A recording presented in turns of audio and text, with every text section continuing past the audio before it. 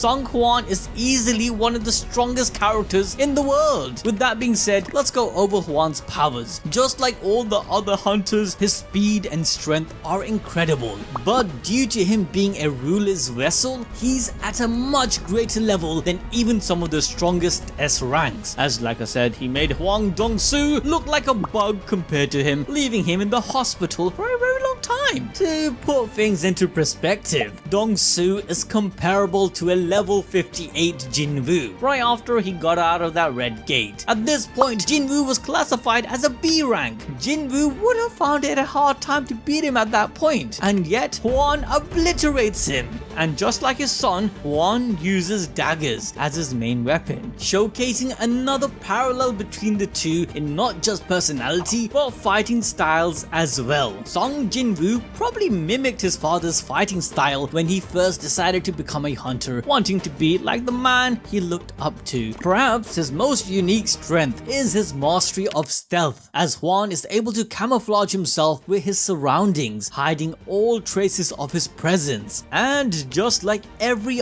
other ruler vessel, he can use ruler's authority and spiritual body manifestation. And if you guys forgot, ruler's authority is just like telekinesis, being able to move and control objects with his mind. Every ruler vessel has this, even Jinwoo, as Ashbone, was originally a ruler. Spiritual body manifestation clads the user in a gold-like armor, or in a simpler term, makes the ruler vessel look like, one of the rulers. Jinwoo's version is slightly different due to being Ashbone's vessel, but the same rules still apply, as Jinwoo was able to completely transform into Ashbone during his final battle with the dragon Monarch. But we never see Hwan use this. Why? Shit, I don't even know. So I think it's pretty clear that son Jinwoo may be him, but his father definitely gave him the best genes possible. This actually correlates to a theory Jinwoo had about a hunter's genes affecting how monsters are attracted to you. Remember, his sister Jinha was attacked by monsters at her school, which Jin believes is due to her being related to him and his dad, both S-rank hunters. Whilst Jin-ah never actually gains powers and awakens, it's still very plausible she possessed some sort of inherent abilities on the level of her relatives, hence the monsters attacked her. The point I'm trying to make here is that Hwan is a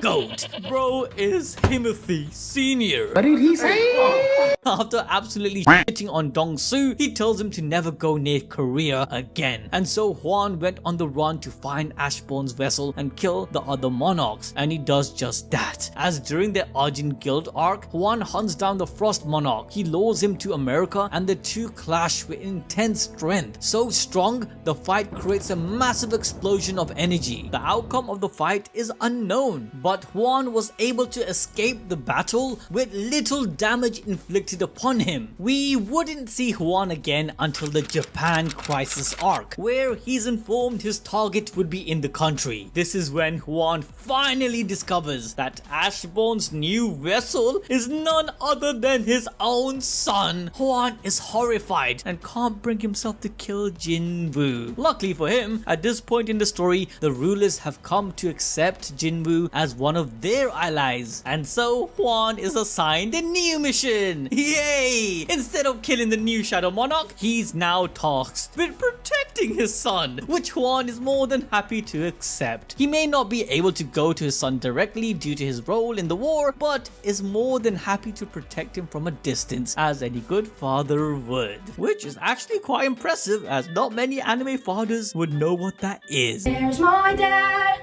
I'm all alone.